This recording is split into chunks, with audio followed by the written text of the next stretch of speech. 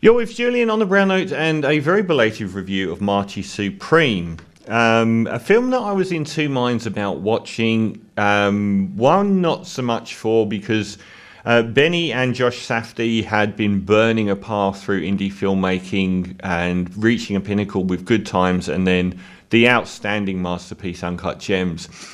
But they seem to have gone their separate ways here, as the brother isn't involved. Josh Safdie produces and is involved in is the director.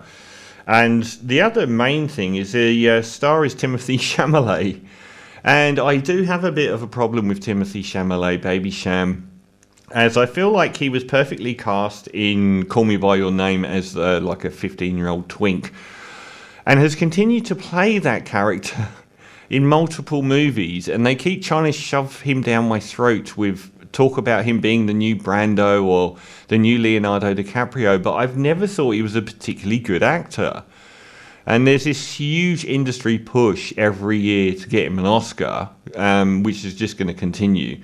It's like he's this anointed industry plant, the Billie Eilish of movies. Interesting premise this time around. It's based on a table tennis player called Marty Reisman.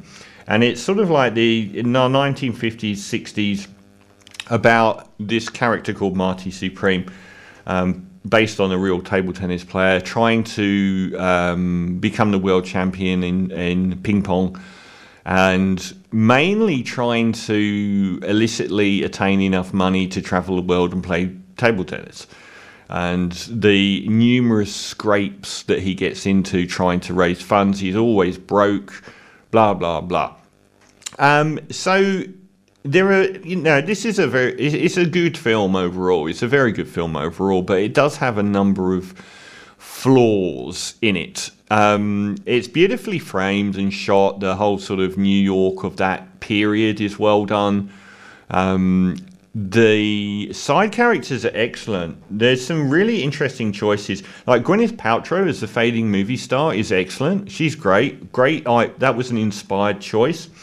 Newbie Odessa Azion as a married, like most of the people in this are from the Jewish side of New York, and she's married to an abusive husband, but has a fling on the side with the Timothy Chamalet Marty Mauser character.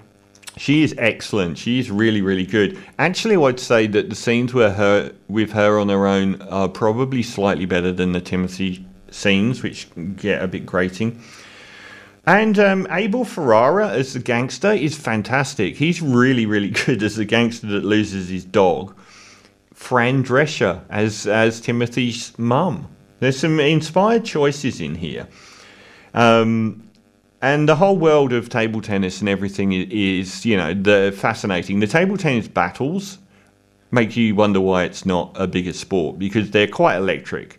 It's a very dynamically visual sport. It's so fast and everything happens and like the rallies are so incredibly intense. All of that's done brilliantly. It's like table tennis is the main theme for the first sort of half an hour, 40 minutes of the film, and then just disappears for the next hour and a half even. The main flaw in this film is it's 2.5 hours long. I cannot see any reason why it wasn't 1.5 hours long. It is a continual repetition of anxiety-inducing sequences where Timothy Chamalet is trying to earn money through conning people. Even with Tyler, the Creator, another inspired choice, he plays his friend in it. The rapper Tyler, the Creator, which was quite interesting. But there's just too many of these scenes, and they go on too long. Like, there's so many of the scenes of him throughout the middle part of the movie where he's just trying to, do Hustler. It's halfway between The Hustler and Uncut Gems.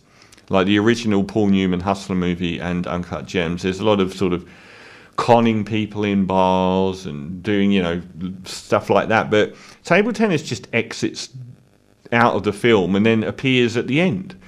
And in between, there's probably an hour and a half of these scams, and they get quite tiring.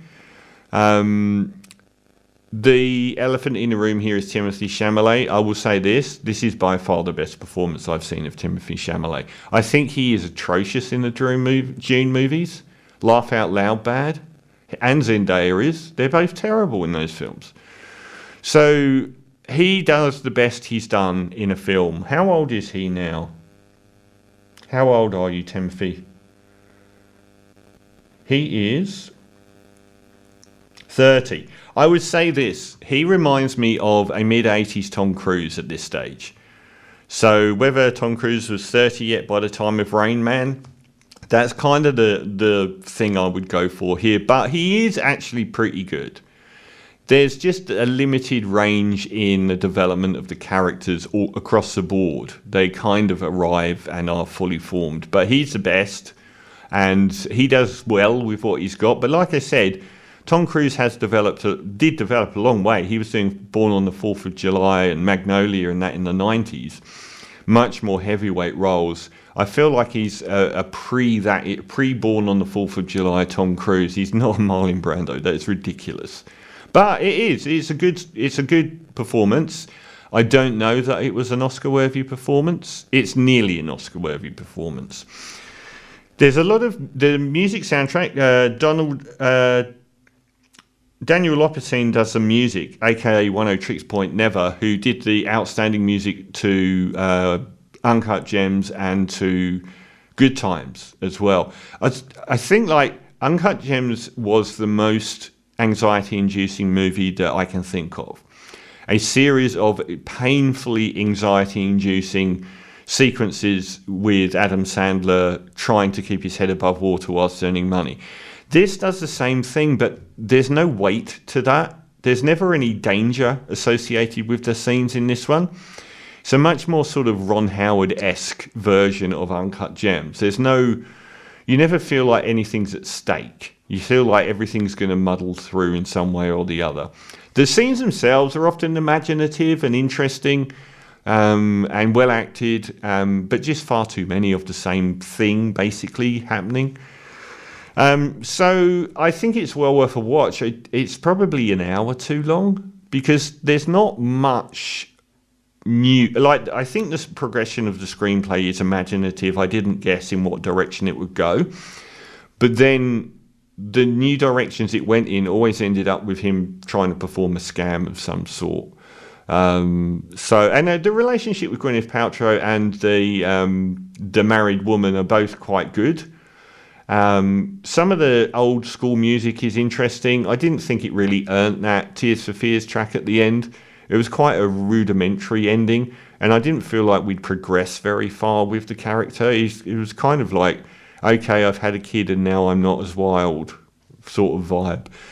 I will say overall I'll give Marty Supreme an 8 out of 10, and that would probably be my score for Timothée Chalamet's performance.